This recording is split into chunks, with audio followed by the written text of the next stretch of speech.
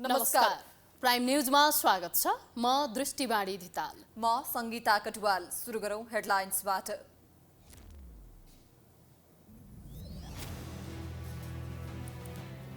जेप दुर्घटनामा गम्भीर घाइते भएका सुदूरपश्चिम सरकारका आन्तरिक मामिला मन्त्री पृथ्वी बहादुर सिंहको उपचारका क्रममा मृत्यु, श्रीमती र भाउजूको पनि मृत्यु। देउबा विदेशमा रहेका बेला प्रचण्डको पहलमा समाजवादी मोर्चा बनेको भन्दै आक्रोश। सिंगापुरबाट देउबा भोलि आउने, नयाँ सत्ता समीकरणका लागि एमालेको आग्रह। कोरोना बिमामा राज्यबाटै ठगिए सर्वसाधारण, 11 अर्ब 34 करोड बढी रकम भुक्तानी बाँकी, 4 वर्ष भइसक्दा समेत सरकार बेखबर, यसपटक त बजेटमै परेन। राजकीय भ्रमणका लागि भारतीय प्रधानमन्त्री मोदी अमेरिका प्रस्थान, संयुक्त सदनको बैठकलाई सम्बोधन गर्ने, जुन 22मा बाइडेनसँग वार्ता गर्ने कार्यतालिका तय। र जिम्बाब्वेमा जारी आइसिसी एकदिवसीय विश्वकप छनौट प्रतियोगिताको नेपालको दोस्रो खेलमा अमेरिकाद्वारा 208 रनको लक्ष्य प्रस्तुत।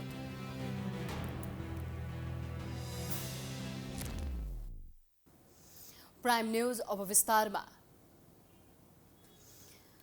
सत्तारूढ गठबन्धन हुँदाहुँदै संसद बाहिर रहेको र संसदवाद नमान्ने विप्लव सहितको मोर्चा बनेपछि कांग्रेस एमाले सशंकित भएका त छन् नै, कतै वर्तमान सत्ता गठबन्धन नै फेरिने हो कि भन्ने आशंका पनि व्याप्त छ। आफू देश बाहिर रहेका बेला प्रचण्डले मोर्चा निर्माणमा पहल लिएको भन्दै देउबा असन्तुष्ट रहेको र यही न्यूमा कतै एमाले कांग्रेसको सत्ता सहयात्रा हुन सक्ने आकलन पनि गर्न थालिएको छ।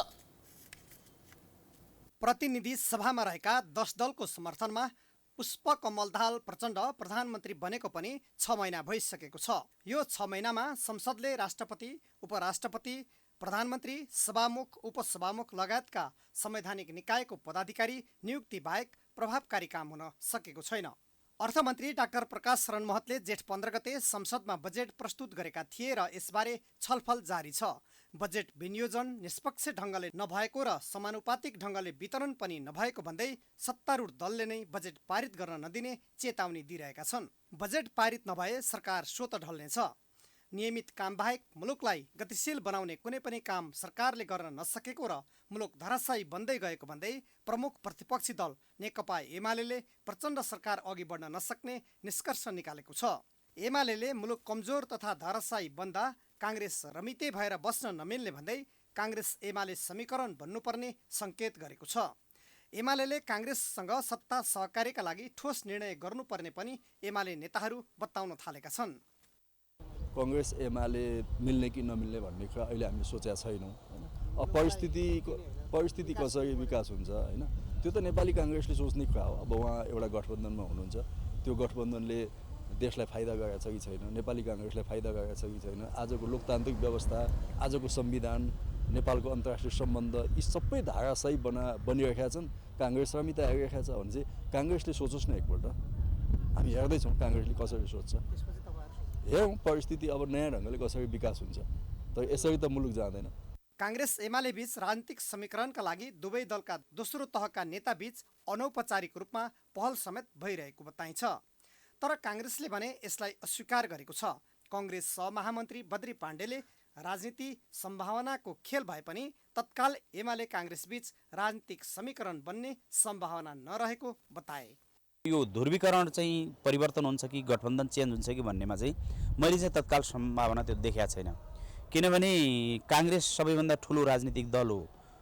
उसले चाहिँ उपप्रधानमन्त्री लगायतका केही मन्त्रीहरूमा चित्त बुझाएर वर्तमान प्रधानमन्त्री प्रचण्डकै सरकार केही समय जाओस्, त्यसले स्थायित्व दियोस्, राजनीतिक स्थिरता दियोस् भन्ने कुरामा ढुक्कले बसेको अवस्थामा कांग्रेसको साथ पाउन साथै र 54 जना सांसद भएको मोर्चा एक ठाउँमा उभिन्छ भन्न साथ त झन् गठबन्धनमा फेरबदल आउने, ध्रुवीकरण चेन्ज हुने, सरकारमा अस्थिरता आउने भन्दा सरकारले स्थिरताको चाहिँ गति प्राप्त गर्छ।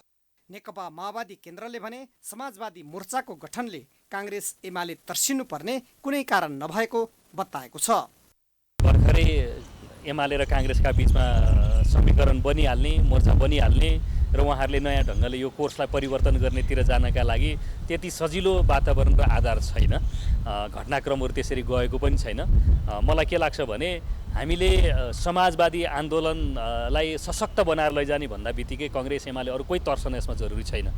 खास गरी सत्तारूढ प्रमुख घटक नेपाली काङ्ग्रेसका सभापति शेरबहादुर देउवा देश बाहिर रहेको अवस्थामा प्रचण्डको पहलमा समाजवादी मोर्चा बनेको भन्दै देउवा पनि असन्तुष्ट रहेको बताइन्छ।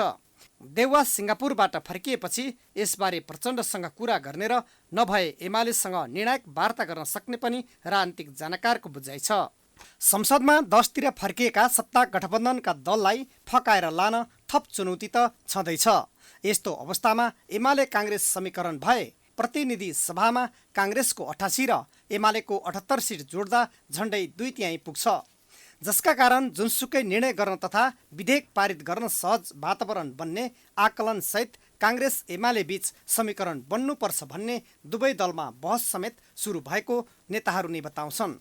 अधिकांश साना दललाई समेटेर सरकार चलाएको अवस्थामा पावर सेयरिङमा अनावश्यक रूपमा बार्गेनिङ, लेनदेन, चलखेल तथा मोलमोलाई झन बढ्ने अवस्था छ। यसको विकल्पमा दुई ठूला राजनीतिक दल काङ्ग्रेस र एमाले मिलेर नयाँ सरकार बनाउने पनि बहस सुरु गर्नुलाई अन्यथा लिन नहुने कतिपयको भनाइ छ। बझाङमा भएको जेट दुर्घटनामा परेर घाइते भएका सुदूरपश्चिम प्रदेशका आन्तरिक मामिला तथा कानुन मन्त्री पृथ्वी बहादुर सिंहको निधन भएको छ। सिंह सहित यो दुर्घटनामा ज्यान गुमाउने 3 जना पुगेका छन्।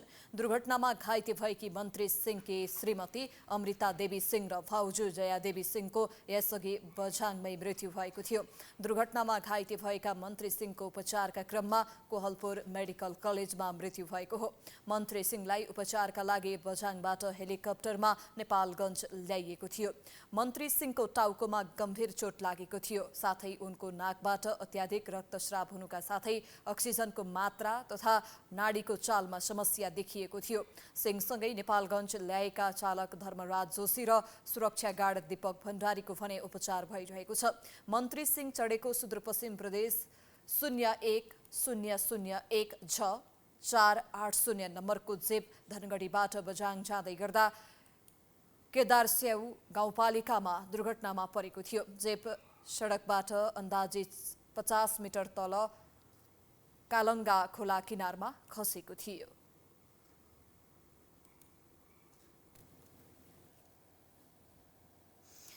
प्रतिनिधि सभा बैठकमा मन्त्रालयगत बजेट विनियोजनबारे छलफल जारी छ। तर मंगलबारको बैठकमा बजेट पुस्तिकामा प्रदेशको नाम नलेखेर अङ्क मात्र लेखेको भन्दै प्रमुख प्रतिपक्ष दल नेकपा एमालेका सांसदहरूले आपत्ति जनाएपछि केही समयका लागि बैठक नै स्थगित गर्नु पर्यो। नामाकरणमा भएको त्रुटिलाई सच्याउन सभामुखले सरकारलाई निर्देशन दिएपछि दोस्रो बैठक सुरु भएको थियो। प्रतिनिधि सभा बैठकमा मन्त्रालयगत बजेट विनियोजनबारे छलफल जारी छ। छलफलको क्रममा मंगलबार प्रमुख प्रतिपक्षी दलले बजेट पुस्तिकामा प्रदेशको नाम नलेखी संख्या उल्लेख गरेको भन्दै अवरोध गरेपछि छलफल प्रभावित भएको छ।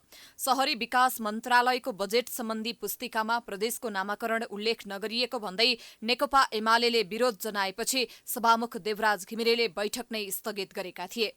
कार्यसूचीमा रहेको शहरी विकास मन्त्रालय अन्तर्गतको विभिन्न शीर्षकमाथि छलफल सुरु गर्ने क्रममा एमालेका सांसद सूर्य थापाले उक्त मन्त्रालयको बजेट सम्बन्धी पुस्तिकामा प्रदेशको नामाकरण नगरिएको भन्दै छलफलको कार्यसूचीबाट हटाउन माग गरेका थिए। म पुस्तकको 27, 28 र 29 नम्बर पेजमा 50 भन्दा बढी ठाउँमा प्रदेश नम्बर 5 लेखिएको छ।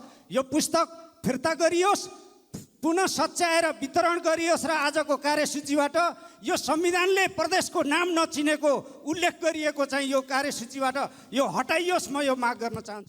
थापाले आपत्ति जनाएपछि शहरी विकास मन्त्री सीता गुरुङले मन्त्रालयको बजेट पुस्तिकामा त्रुटि भएको भए सच्याइने बताइन्। तर एमालेका सांसदहरूले सचिएर आएपछि मात्रै छलफल गर्नुपर्ने अडान लिए।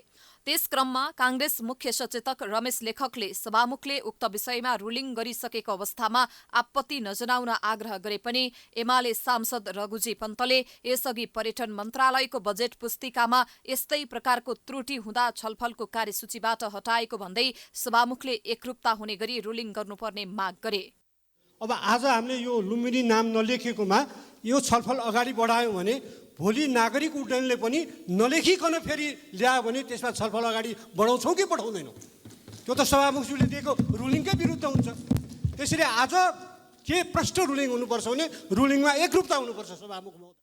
एमाले सांसदहरूले निरन्तर विरोध गरेपछि सभामुख घिमिरेले बैठक 15 मिनट स्थगित गरेका थिए। तर झण्डै 1 घण्टापछि बसेको दोस्रो बैठकमा सभामुख घिमिरेले मन्त्रालयगत बजेट पुस्तिकामा प्रदेशको नामाकरणमा भएको त्रुटिलाई सच्याउन निर्देशन दिएका थिए।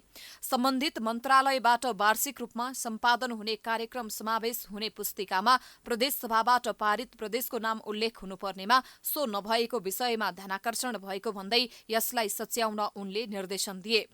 सम्बन्धित मन्त्रालयहरूबाट वार्षिक रूपमा सम्पादन हुने कार्यक्रम समावेश पुस्तिकामा उल्लेखित केही विषयहरू, खास गरी प्रदेश सभाबाट पारित प्रदेशको नाम उल्लेख हुनुपर्नेमा सो नभएको विषयमा ध्यान आकर्षण सहित सच्याउनका लागि यसअघि निर्देशन भइसकेको छ। साथै त्यस्ता कुनै त्रुटिहरू भएमा तत्काल सच्याउन म पुनः निर्देशन गर्दछु।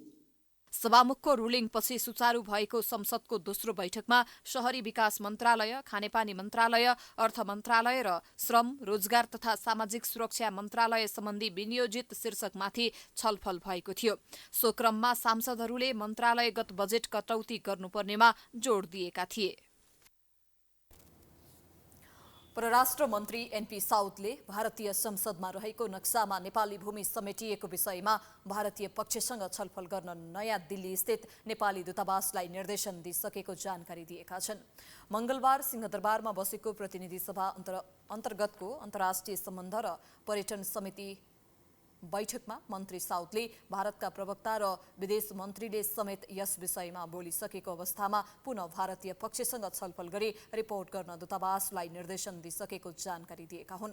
नक्सामा सम्राट अशोकको समयमा साम्राज्यको फैलावट जनाइएको भनेर लेखिएको र उक्त विषय राजनीतिक नरहेको भनेर आधिकारिक रूपमा भारतीय विदेश मन्त्रीबाट प्रतिक्रिया आइसकेको मन्त्री साउदले बताए। उनले नेपालको नक्साका बारेमा आफूहरू स्पष्ट रहेको, नेपालको नक्सा के हो भन्ने विषयमा संविधानमा नै उल्लेख भएकाले आफ्नै नक्सालाई विवाद बनाइराख्नु उचित नहुने धारणा राखे। त्यस्तै मन्त्री साउदले नेपाल भारत प्रबुद्ध व्यक्ति समूह एपीजीको प्रतिवेदन बुझ्न नेपाल सरकार तयार रहेको भन्दै भारतले बुझ्ने नबुझ्ने विषयमा सरकारका तर्फबाट दबाब दिन नमिल्ने तर्क गरे। देशको संवेदनशील सम्बन्ध, त्यसमा पनि एउटा देशको प्रधानमन्त्रीको भिजिटको पूर्व सन्ध्यामा परराष्ट्र मन्त्रीले बोल्दाखेरि बोलेको अभिव्यक्तिले त्यो भ्रमण र दुई देशको सम्बन्धका बारेमा पूर्ण जानकारी नलिकन, आधिकारिक जानकारी नलिकन प्रतिक्रिया दिनु त्यति परिपक्व हुँदैन। उनले प्रधानमन्त्रीको भारत भ्रमण सफल रहेको र नेपाल भारत सम्बन्धलाई नयाँ उचाइमा पुर्याउने गरी सहमति र सम्झौता भएको दाबी गरे।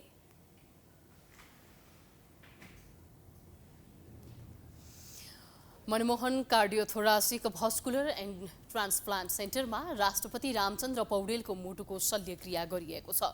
मंगलबार शल्यक्रिया गरे स्थायी पेस मेकर राखिएको सेन्टरका कार्यकारी निर्देशक प्राध्यापक डाक्टर रत्नमणि गजुरेलले जानकारी दिए। गजुरेलका अनुसार राष्ट्रपति पौडेलको मुटुको चाल बेलाबखतमा कम हुने देखिएकाले विशेषज्ञहरूको रायमा स्थायी पेस मेकर राखिएको हो। अहिले उनको स्वास्थ्य अवस्था सामान्य रहेको छ। मुटुको धड्कन अस्थिर भएपछि असार 2 गते रातिदेखि राष्ट्रपति पौडेललाई अस्पताल भर्ना गरिएको थियो। त्यसअघि गत मंगलबार पौडेलले शहीद गंगालाल राष्ट्रिय हृदय केन्द्र बाँसबारीमा पनि उपचार गराएका थिए। बाँसबारीमा एन्जियोप्लास्टी गरेर बन्द भएको मुटुको नसा खुलाइएको थियो।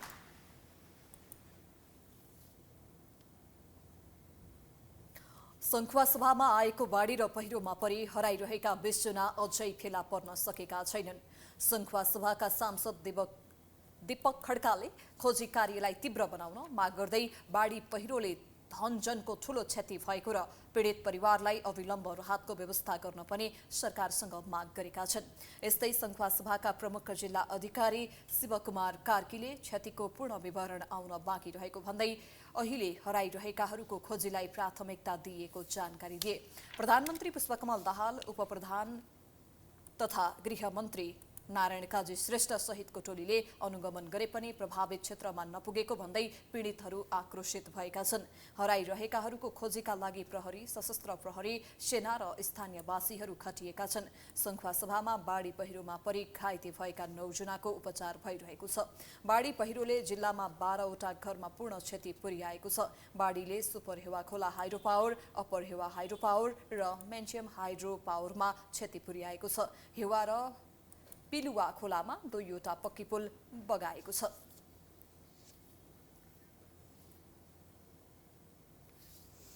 उपप्रधान एवं गृहमन्त्री नारायण काजी श्रेष्ठले बाढी पहिरोका कारण हालसम्म 10 जनाको मृत्यु, 6 जना घाइते र 26 जना बेपत्ता भएको बताएका छन्। प्रतिनिधि सभाको बैठकमा प्राकृतिक प्रकोपका विषयमा जानकारी गराउँदै मन्त्री श्रेष्ठले बाढी पहिरोका कारण 54 घर पूर्ण रूपमा क्षति भएको जानकारी दिए। विपदको घटनापछि प्रभावित क्षेत्रमा राहत र उद्धारका साथै बेपत्ताको खोजी कार्य तीव्र गरिएको पनि उनले बताएका छन्। उनले अवरुद्ध सडक खुलाउनका लागि बेली ब्रिज निर्माण गर्ने कार्यलाई पनि अघि बढाएको बताए। देशको पूर्वी विभागका सङ्घसभा, ताप्लेजुङ, 5 थर लगायतका जिल्लामा केही व्यक्तिहरूको मृत्यु हुनका साथै केही घाइते र बेपत्ता भएका छन्। विपदका घटनाहरूबाट हालसम्म 10 जनाको मृत्यु, 6 जना घाइते, 26 जना बेपत्ता छन् भने 54 घर पूर्ण रूपमा क्षति भएको जानकारी प्राप्त भएको छ र विवरण आउने क्रम अझै जारी छ। विपदका घटनाबाट निधन हुनुभएका सबैप्रति हार्दिक श्रद्धाञ्जली अर्पण गर्दछु। शोक सन्तप्त परिवारजनहरूप्रति गहिरो संवेदना व्यक्त गर्दछु। उपचार क्रममा रहनुभएका घाइतेहरूको शीघ्र स्वास्थ्य लाभको कामना समेत गर्दछु र सबै बेपत्ताहरूको खोजी कार्यलाई तीव्रता दिएको कुरा जानकारी गराउँछु। प्रधानमन्त्री लगायतको टोली बाढी प्रभावित क्षेत्रमा स्थलगत अवलोकनमा गएको र मौसमका कारण तुम्लिङटार बाहेक अन्यत्र जान नसकेको जानकारी पनि उनले गराए। विशेष अदालतले कर फर्स्यौट आयोगको भ्रष्टाचार मुद्दामा हालसम्मकै सबैभन्दा बढी बिगो, जरिवाना र सजाय निर्धारण गरेको छ। अदालतले कर फर्स्यौट आयोगका तत्कालीन पदाधिकारी चुडामणि शर्मा सहित 3 जनालाई 9 वर्षभन्दा बढी कैद सजाय तोकेको हो। विशेष अदालतका न्यायाधीशहरू श्रीकान्त पौडेल, यमुना भट्टराई र शालिग्राम कोइरालाको इजलासले आयोगका अध्यक्ष लुम्बध्वज महतलाई 9 वर्ष 1 महिना, सदस्य उमेश ढकाल र सदस्य सचिव भएर काम गरेका आन्तरिक राजस्व विभागका महानिर्देशक चुडामणि शर्मालाई 9 वर्ष कैद सजाय हुने फैसला गरेको हो। विशेष अदालतले यसअघि नै उनीहरूमाथि 6 अर्ब 15 करोड 70 लाख 46 हजार 847 रुपैयाँ कुल बिगो कायम गरेको थियो। दामाशाहीले हेर्दा हरेकले 2 अर्ब 5 करोड 46 लाख 98 हजार 949 रुपैयाँ बिगो तिर्नुपर्ने विशेष अदालतका प्रवक्ता दिपेन्द्र नाथ योगीले बताए।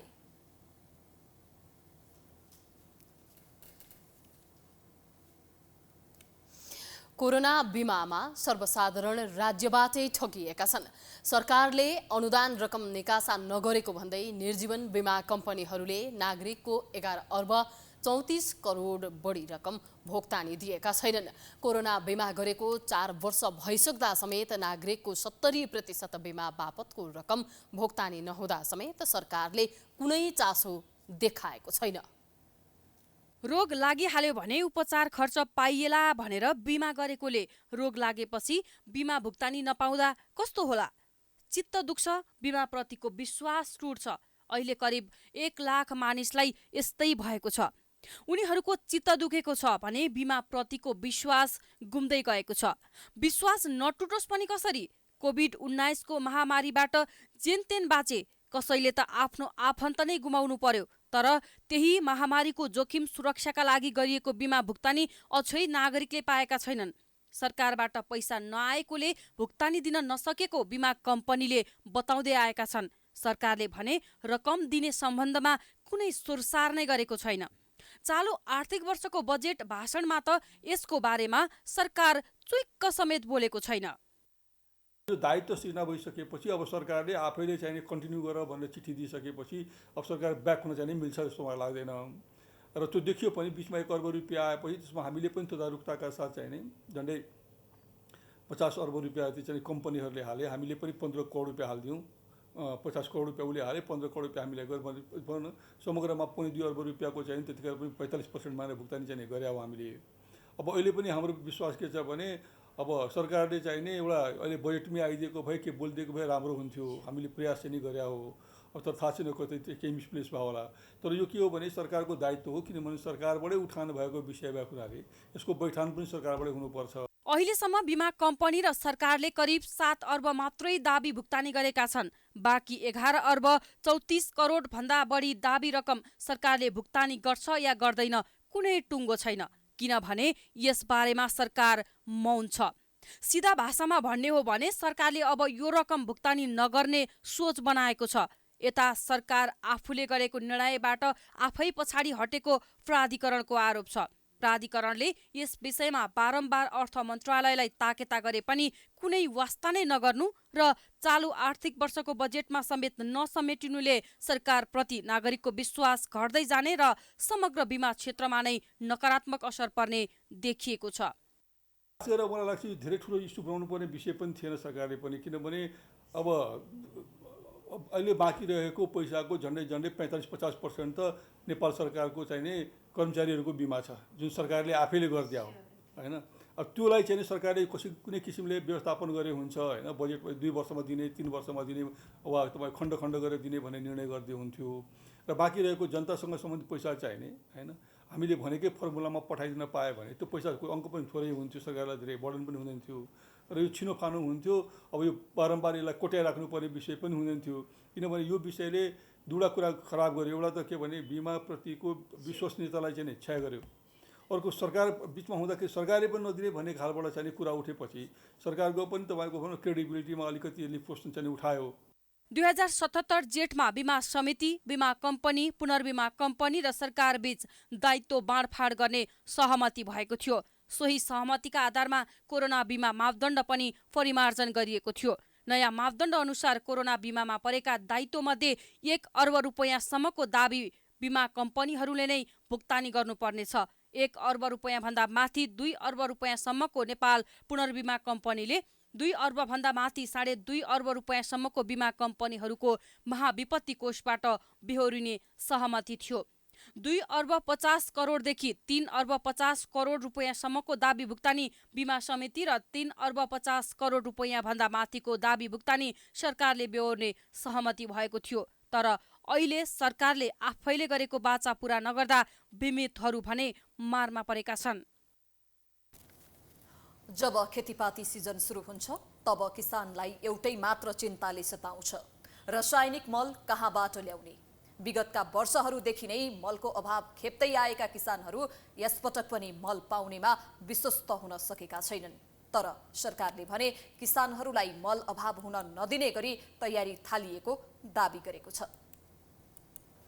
वर्षायाम सुरु भएसँगै किसानहरू खेतबारीतिर जान सुरु गरिसकेका छन्।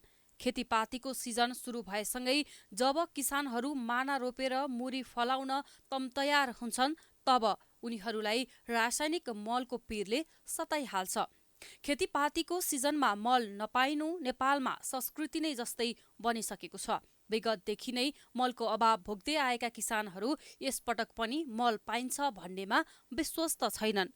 कृषिलाई आय स्रोतको प्रमुख आधार मानेर काम गर्दै आए पनि मल अभावले समस्या खेप्दै आएका छन्। यता सरकारले भने यो पटक मल अभाव हुन नदिन व्यापक तयारी गरिरहेको बताएको छ। वर्ष्यौनी हुने रासायनिक मलको अभाव हटाउने चुनौती कृषि तथा पशुपक्षी विकास मन्त्रालयलाई छ। मन्त्रालयले यस वर्षको मलको कुनै अभाव नहुने भन्दै किसानलाई मलको सदुपयोग गर्न आग्रह समेत गरेको छ। मलको सदुपयोग तरिकाले प्रयोग गरौँ, समुचित मात्रामा, र प्राङ्गारिक मल अन्य मलका उपायहरूलाई पनि सँगसँगै लैजाउँ हाम्रो अनुरोध। र वितरण प्रणाली सुदृढ हुँदै गएको छ र अभाव नहुने भएको हुनाले अब खेतीपातीलाई सहज हुने गरी यसलाई उपयोग गरौँ भन्ने नै हो हाम्रो अनुरोध। सरकारको तर्फबाट कृषि सामग्री कम्पनी लिमिटेड र साल ट्रेडिङ कर्पोरेसनले मल वितरण गर्दै आइरहेको छ। मन्त्रालयका अनुसार 3,51,000 मेट्रिक टन मल भित्रिसकेको छ। सरकारसँग अहिले 71,000 मेट्रिक टन मल मौजुदातमा छ भने 45 लाख मेट्रिक टन मल भारतको कोलकातादेखि नेपाल आउँदैछ। सरकारले किसानलाई मलको अभाव हुन नदिन वितरण केन्द्र लगायतलाई आवश्यक निर्देशन दिइसकेको छ। आम रूपमा सबैले टिममा काम गरिराखेका छन् र एउटा सहज रूपमा आपूर्ति हुने गरिकन हामीले दुईटै कम्पनीले निर्देशित गरेका छौँ र सबै डिपोहरू परिचालित भएका छन्। र तेस्रो कुरा के छ भने तीनटै सरकारहरू यसमा आबद्ध छन्। हामीले आयातलाई व्यवस्थित गर्छौँ, प्रदेशले प्रदेशभित्रको वितरणलाई व्यवस्थित गर्छ र स्थानीय तहले स्थानीय तहभित्रको व्यवस्थापनलाई सुदृढ गर्दै लैजाने हो, अनुगमन गर्ने हो र त्यो गुनासाहरू के छ त्यहाँकोलाई त्यही सम्बोधन गर्ने हो, प्रदेशभित्रको प्रदेशले सम्बोधन गर्ने हो र सङ्घमा आउने गुनासोहरू हामीले सङ्घबाट सम्बोधन गर्छौँ। सरकारले कृषि तथा पशुपक्षी विकास मन्त्रालयलाई प्रदान गर्ने बजेटको 40% बढी मलमा खपत हुने गरेको छ। ठूलो बिजनेस प्रक्रिया, लामो आपूर्ति श्रृङ्खला र अन्तर्राष्ट्रिय प्रवेशले मल आयातमा केही ढिलासुस्ती हुने गरेको छ। सरकारले रासायनिक मल सँगसँगै प्राङ्गारिक मललाई समेत प्राथमिकतामा राखी मलको सदुपयोग गर्न किसानलाई आग्रह गरेको छ। यो वर्ष किसानको समस्या अन्त्य भई उत्पादनमा वृद्धि हुने अपेक्षा गरिएको छ। पछिल्लो समय हजारौंको संख्यामा मिटर ब्याज पीडितहरू आन्दोलित बनिरहेका छन्। उनीहरूलाई न्याय दिलाउन सरकारले अध्यादेश मार्फत ऐन निर्माण गरिसकेको छ। तर सो अध्यादेश केही सीमित व्यक्तिले आफ्नो फाइदाका लागि मात्र ल्याएको भन्दै अहिले मिटर ब्याजी नै प्रदर्शनमा उत्रिएका छन्।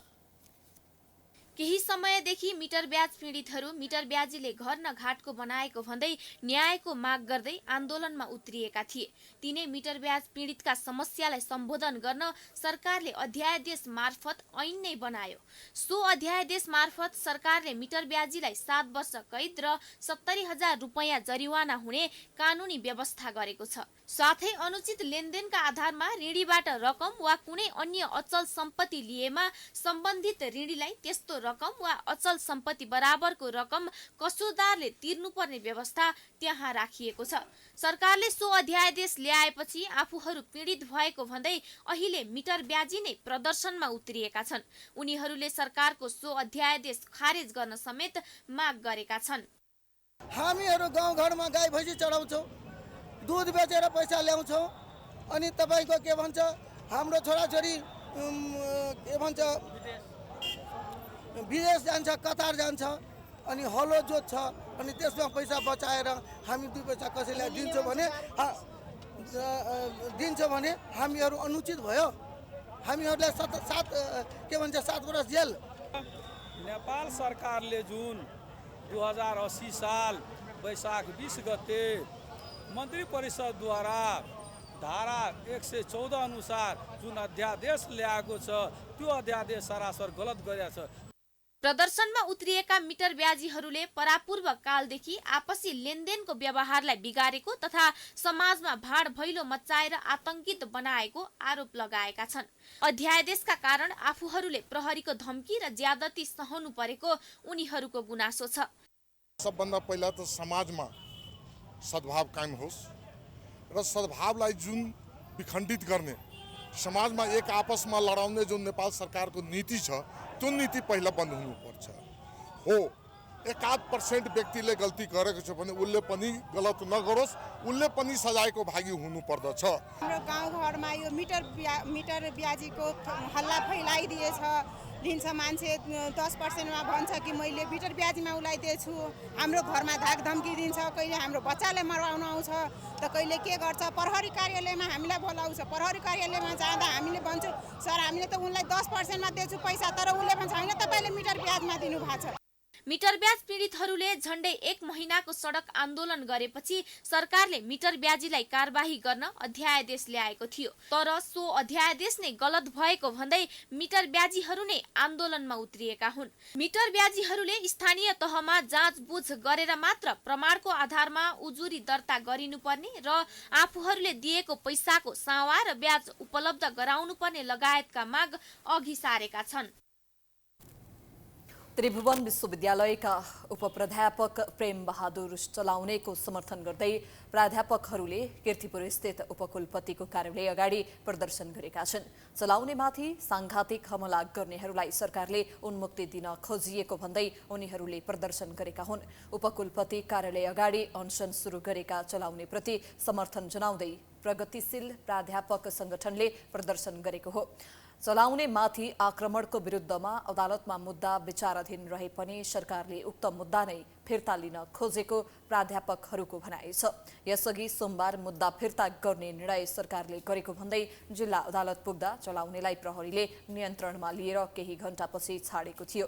त्यसपछि उनी कीर्तिपुर स्थित विश्वविद्यालय परिसरमा अनसन बसेका थिए। केही समय अगाडि चलाउनेमाथि नेवी सङ्घका कार्यकर्ताहरूले सांघातिक हमला गरेर घाइते बनाएका थिए। त्यसपछि चलाउने अदालत गएका थिए।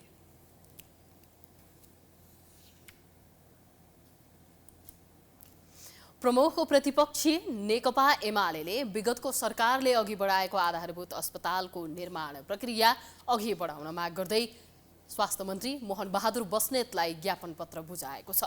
मंगलबार एमाले स्वास्थ्य तथा जनसङ्ख्या विभागका प्रमुख कृष्ण गोपाल नेतृत्वको टोलीले विगतको सरकारले 396 स्थानमा आधारभूत अस्पतालको शिलान्यास गरे पनि अहिले बजेटका अभावका कारण निर्माणको स्थितिले गति लिन नसकेको भन्दै निर्माण प्रक्रिया अघि बढाउन माग गर्दै स्वास्थ्य मन्त्री बस्नेतलाई ज्ञापन पत्र बुझाएको हो। त्यस्तै एमालेले संघीय स्वास्थ्य सेवा ऐन तत्काल ल्याउनुपर्ने तथा जनस्वास्थ्य सेवा ऐन 2075 र जनस्वास्थ्य सेवा नियमावली 2077 को पूर्ण कार्यान्वयन लगायतका 11 बुँदे माग अघि सारेको छ। ज्ञापन पत्र बुझाउँदै एमाले स्वास्थ्य तथा जनसङ्ख्या विभागका प्रमुख कृष्ण गोपाल श्रेष्ठले स्वास्थ्य सेवामा देखिएका समस्या समाधान गर्दै स्वास्थ्यकर्मीलाई देशमै काम गर्ने वातावरण बनाउनु पर्ने बताए।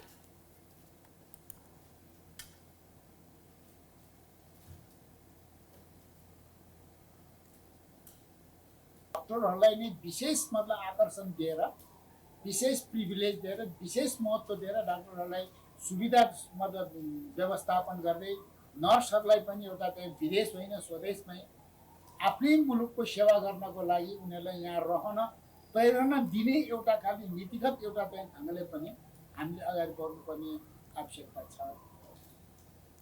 त्यस्तै ज्ञापनपत्र बुझ्दै स्वास्थ्य मन्त्री बस्नेतले स्वास्थ्य सम्बन्धी विषयमा आएका सुझावहरू महत्त्वपूर्ण रहेको भन्दै यसलाई आवश्यक छलफल गरेर कार्यान्वयनमा लैजाने प्रतिबद्धता जनाए।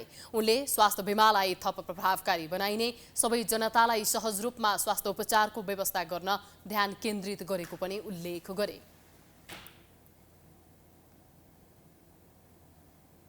यो बजेटभित्र रहेर कसरी यसलाई व्यवस्थापन गर्न सकिन्छ, जनमुखी बनाउन सकिन्छ, ट्रान्सपेरेन्ट गर्न सकिन्छ र अस्पतालहरूले पनि फेरि यो प्रेस्क्रिप्सन चाहिँ गलत किसिमको बनाइदिएर बिमा सुविधा लिनेको ठाउँमा जति पाउने त्यति पैसा किन खर्च नगर्ने भन्ने किसिमको चाहिँ क्रियाकलाप पनि बढेको देखेको कारण पनि यसमा अलिकति अन्यल बढेको छ।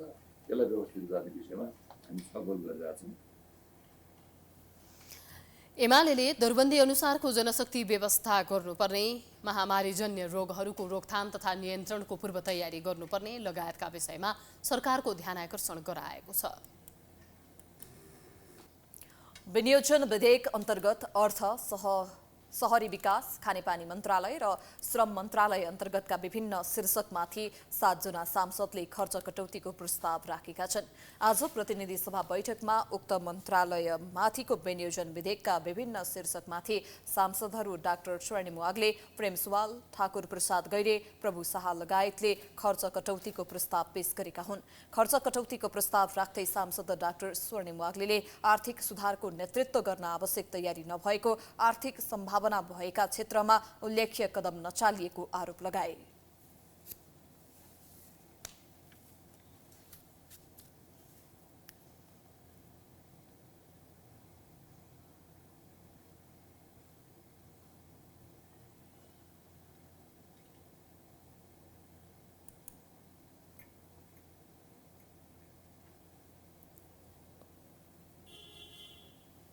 हामीले रेस्टुरेन्टमा गएर चिया खाँदा गर्दाखेरि त्यो कुनामा बसेर ल्यापटप खोलेर चाहिँ काम गरिरहेको मान्छेले दुनियाँको गिग इकोनोमीसँग यसरी आबद्ध भएर काम गरिरहेको हुनसक्छ। टोटलमा यिनीहरूले करिब $515 मिलियन को आम्दानी लिएर आइरहेका छन्, नेपालभित्र आइरहेका छन्। कम्पनीगत हिसाबले करिब 201 र यो फ्रिलान्सरहरूबाट करिब 314 मिलियन, जुन गत साल पर्यटनबाट आएको, पर्यटनबाटै नेपाल चाहिँ स्वर्ग जस्तो छ, नेपालले चाहिँ प्रगति गर्छ भनेर भन्छौँ हामी। जम्मा 46 खर्ब आयो, योबाट 60 अर्ब आएको छ। तर हामीले त्यो भ्याउनै पाएनौँ भनेको कुरा चाहिँ यहाँ गएर झल्कन्छ। यसलाई खासै रेकग्नाइज पनि गरेका छैनौँ, फर्मलाइज पनि गरेका छैनौँ र 19 सालदेखिका ती एन्टिक्वेटेड लजहरूमै टेकेर हामीले चाहिँ काम गरिरहेका छौँ। त्यसैले यो अथाह सम्भावना भएका क्षेत्रहरूमा उल्लेख्य कदम चालिएन भनेर मैले एउटा दृष्टान्त, सानो दृष्टान्त चाहिँ यहाँहरूसँग दिएँ। अर्को, अर्थ मन्त्रालयले मैले जाने बुझेसम्म in its heydays, in its glory days रिफर्मको लिड आफै गर्थ्यो र यो रिलक्टेन्ट मन्त्रालयहरूलाई घिसारेर भए पनि, डोर्याएर भए पनि चाहिँ रिफर्मको लिड गर्थ्यो। आज महेन्द्र राजमार्गबाट हाम्रो तराई मधेसका बोर्डर, भारतसँगको बोर्डरसम्मका 6 लेन 8 लेनका हाइवेहरू यो नेपालको अर्थ मन्त्रालयले लिड गरेको कार्यक्रम। त्यति बेला उद्योग वाणिज्य मन्त्रालयहरूले स्वामित्व पनि लिन चाहँदैन थिए, तर व्यापार सहजीकरण मार्ग भनेर उनीहरूले कार्यक्रममै राखेपछि 1 वर्ष अपनत्व नलिँदै पनि त्यो बिस्तारै भएर आज सम्पन्न भएको छ। तपाईँ हामीले त्यो देखिराखेका छौँ। त्यस्तै सांसद ठाकुर प्रसाद गैरीले नागरिकको स्वास्थ्य खानेपानीको हक प्रत्याभूति गर्नका लागि महत्त्वपूर्ण आयोजनामा पर्याप्त बजेट विनियोजन नभएको आरोप लगाए। उनले खानेपानीका नाममा उपत्यकामा बढी बजेट प्रदान गरिने र अन्य जिल्लामा पर्याप्त बजेट नहुने देखिएको धारणा राखे। हामीले चाहिँ खानेपानीको क्षेत्रमा तराईमा रहनुभएका जनताले चाहिँ शुद्ध खानेपानी पाउने कुरामा अझै समस्या रहेका छन्। हामीले यो अहिले विनियोजित बजेटभित्र पनि मेलम्ची खानेपानी आयोजना र उपत्यकाको काममा चाहिँ पैसा बढी विनियोजन हुने र अन्य चाहिँ जिल्लाहरूले चाहिँ कम पैसा पाउने अर्को एउटा परिस्थिति पनि यसभित्र छ। स्वयं छुट्याइएको बजेटले मेलम्चीको पानीको कार्यक्रम सम्पन्न हुन सक्ने स्थिति छैन, त्यसलाई सुधार गर्न सक्ने सम्पन्न हुने स्थिति छैन। त्यसतर्फ पनि त्यो मेलम्ची खानेपानी पनि आयोजना पनि सम्पन्न नहुने, अरू चाहिँ ग्रामीण स्तरमा सञ्चालन भएका अरू चाहिँ ठुला र साना मझौला खानेपानी आयोजनाहरू पनि सम्पन्न नहुने, सम्पूर्ण कुरा चाहिँ निरन्तरताको रूपमा रहने र जनताले शुद्ध र नियमित खानेपानी पाउनुपर्ने उनको संवैधानिक मौलिक हक चाहिँ प्राप्त नगर्ने यो परिस्थितिलाई चाहिँ यो अहिलेको चाहिँ बजेटले, अहिलेको कार्यक्रमले सम्बोधन हुन सक्ने परिस्थिति छैन। त्यसकारणले यसलाई सुधार गर्नुपर्ने, यसलाई संशोधन गर्नुपर्ने आवश्यकता भएकोले म यो खर्च कटौतीको प्रस्ताव पेश गर्ने गरी उपस्थित भएको कुरा म यहाँहरूलाई दोहोऱ्याउन चाहन्छु। त्यस्तै सांसद प्रभु शाहले बजेटमा रोजगारी सिर्जना गर्ने कुनै योजना आउन नसकेकाले खर्च कटौतीको प्रस्ताव राखेको बताए। छलफलको क्रममा सांसद जुली कुमारी महतोले नेपालभित्र नै रेमिट्यान्सलाई उत्पादनशील क्षेत्रमा लगाउन नसकेको धारणा राखिन्।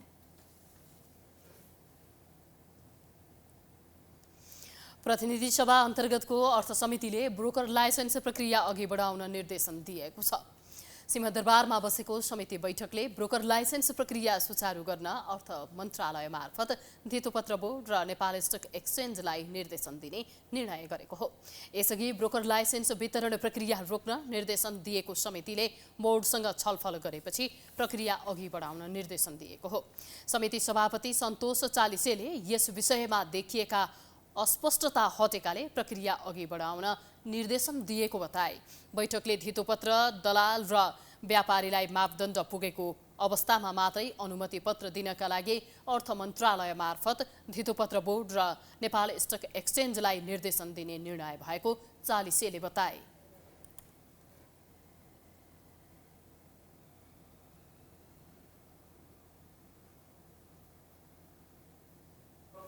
विषयमा अनुमति पत्र दिने निकायलाई सतर्क हुन अर्थ मन्त्रालय मार्फत धितोपत्र बोर्ड र नेपाल स्टक एक्सचेन्जलाई निर्देशन दिने।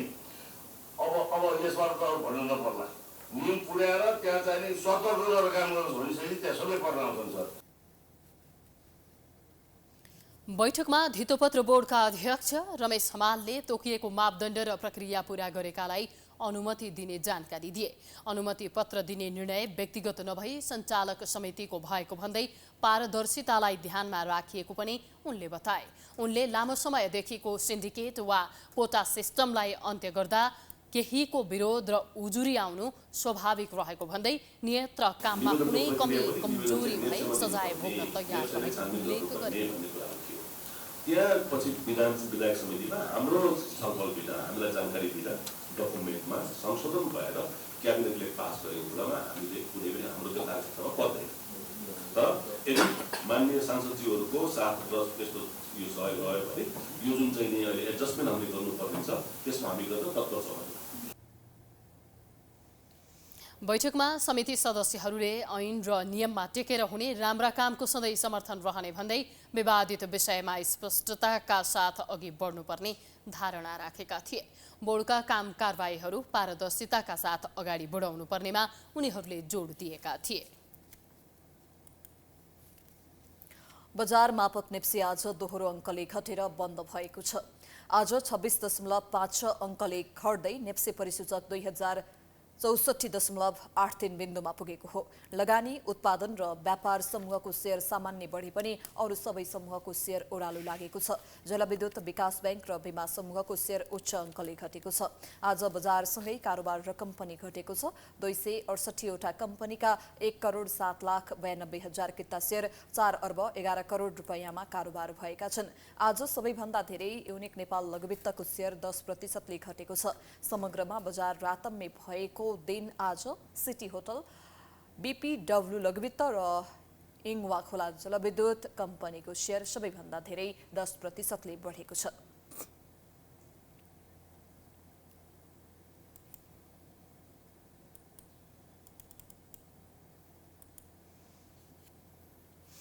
नवेल बैंकका ग्राहकलाई रेडिसन होटलमा 10% छुट हुने भएको छ।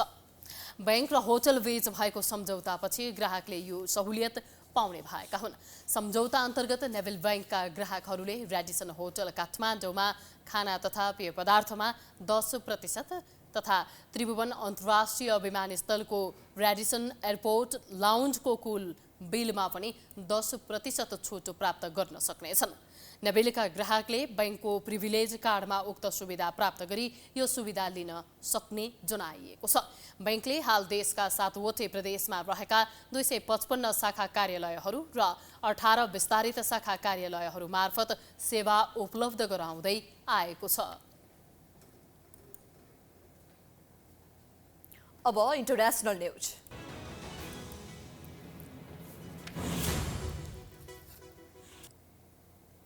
भारतीय प्रधानमन्त्री नरेन्द्र मोदी आफ्नो पहिलो ऐतिहासिक राजकीय भ्रमणका लागि मंगलबार संयुक्त राज्य अमेरिका प्रस्थान गरेका छन्।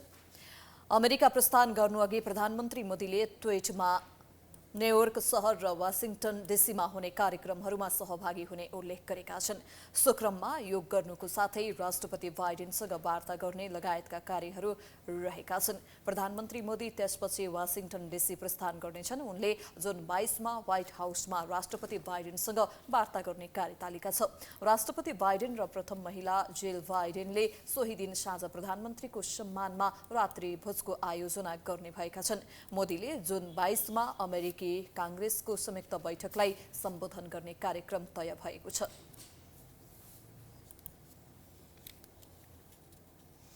अब स्पोर्ट्स न्यूज।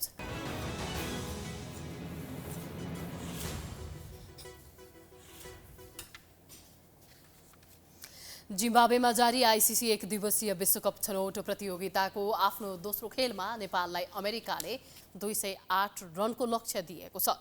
जिम्बाब्वेको राजधानी हरारेमा रहेको टागासिङ्गा स्पोर्ट्स क्लबमा टस हारेर पहिले ब्याटिङ गरेको अमेरिका 49 ओभरमा 207 रनमा अल आउट भएको हो। अमेरिकाका लागि साइन जिहाङ्गिरले 79 बलमा 10 चौका र 3 छक्काको सहयोगमा अभिजित 100 रनको शतकीय इनिङ्स खेले। अमेरिकाले सुरुवातको 4 विकेट सस्तै गुमाएको थियो, तर मध्यक्रममा सम्हालिएर खेल्दा 200 रन कटाउन सफल भयो। 5औं विकेटका लागि गजानन्द सिंह र सुशान्त मोदानीले 73 बलमा 47 रनको साझेदारी गरेका थिए। नेपालका लागि करण केसी 9 ओभरमा 33 रन खर्चिएर 4 विकेट लिए। गुलसन झाले 3 तथा दिपेन्द्र सिंह ऐरीले 2 विकेट लिए। ललित नारायण राजवंशी 1 विकेट आफ्नो नाममा गर्न सफल रहे। त्यसैगरी नेपालका प्रमुख बलर सन्दीप लामिछानेले आज पनि विकेट लिन सकेनन्। दोस्रो खेल खेल्दै गरेको नेपाल अमेरिकालाई हराएर प्रतियोगितामा पहिलो जित हात पार्न चाहन्छ। पहिलो खेलमा नेपाल घरेलु टोली जिम्बाब्वेसँग पराजित भएको थियो। उता अमेरिका भने वेस्ट इन्डिजसँग 39 रनले पराजित भएको थियो।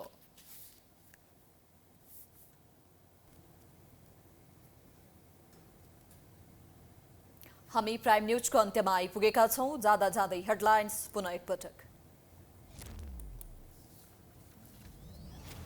जेप दुर्घटनामा गम्भीर घाइते भएका सुदूरपश्चिम सरकारका मन्त्री पृथ्वी बहादुर सिंहको उपचारका क्रममा मृत्यु, श्रीमती र भाउजूको पनि निधन, 2 जना घाइते।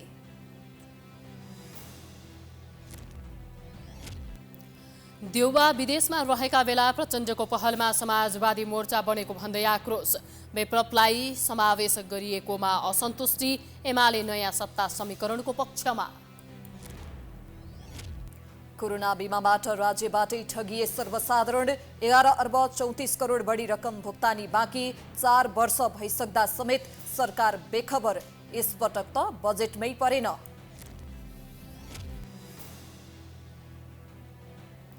राजकीय भ्रमणका लागि भारतीय प्रधानमन्त्री मोदी अमेरिका प्रस्थान, संयुक्त सदनको बैठकलाई सम्बोधन गर्ने, जुन 22 मा बाइडेनसँग वार्ता गर्ने कार्यतालिका तय। र जिम्बाब्वेमा जारी आइसिसी 1 दिवसीय विश्वकप छनौट प्रतियोगिताको नेपालको दोस्रो खेलमा अमेरिका दुबारा 208 रनको लक्ष्य प्रस्तुत।